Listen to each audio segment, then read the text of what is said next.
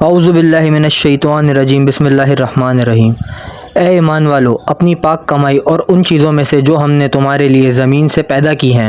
خدا کی راہ میں خرچ کرو، اور برے مال کو خدا کی راہ میں دینے کا قصد بھی نہ کرو۔ حالانکہ اگر ایسا مال کوئی تم کو دینا چاہے تو تم اپنی خوشی سے اس کے لینے والے نہیں ہو، مگر یہ کہ اس کے لینے میں عمدن آنکھ چراؤ اور جانے رہو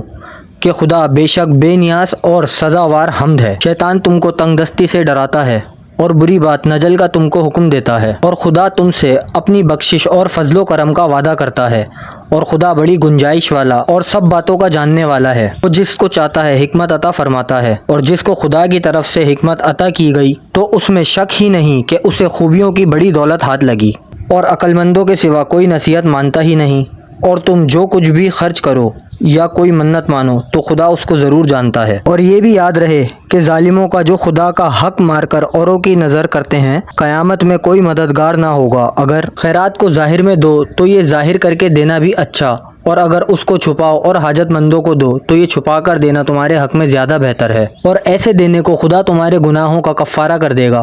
اور جو کچھ تم کرتے ہو خدا اس سے خبردار ہے۔ اے رسول، ان کا منزل مقصود تک پہنچانا تمہارا فرض نہیں،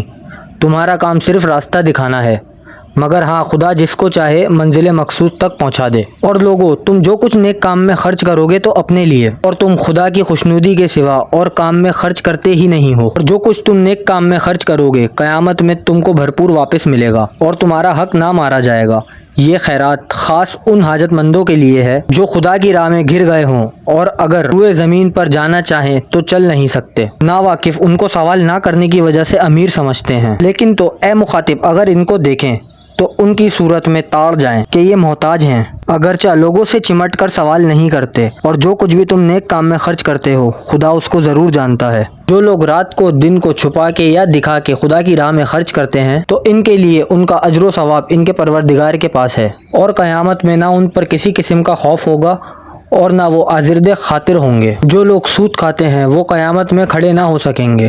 مگر اس شخص کی طرح کھڑے ہوں گے جس کو شیطان نے پلٹ کے مخبوط اخواص بنا دیا ہو، یہ اس وجہ سے کہ وہ اس کے قائل ہو گئے کہ جیسا بکری کا معاملہ ویسا ہی سود کا معاملہ، حالانکہ بکری کو تو خدا نے حلال کیا اور سود کو حرام کر دیا۔ بس جس شخص کے پاس پروردگار کی طرف سے نصیحت ممانعت آئی اور وہ باز آ گیا تو اس حکم کے نازل ہونے سے پہلے جو سود لے چکا تو وہ اس کا ہو چکا، اور اس کا امر معاملہ خدا کے حوالے ہے، اور جو منع ہی کے بعد پھر سود لے یا بکری اور سود کے معاملے کو یکساں بتایا جائے تو ایسے ہی لوگ جہنمی ہیں۔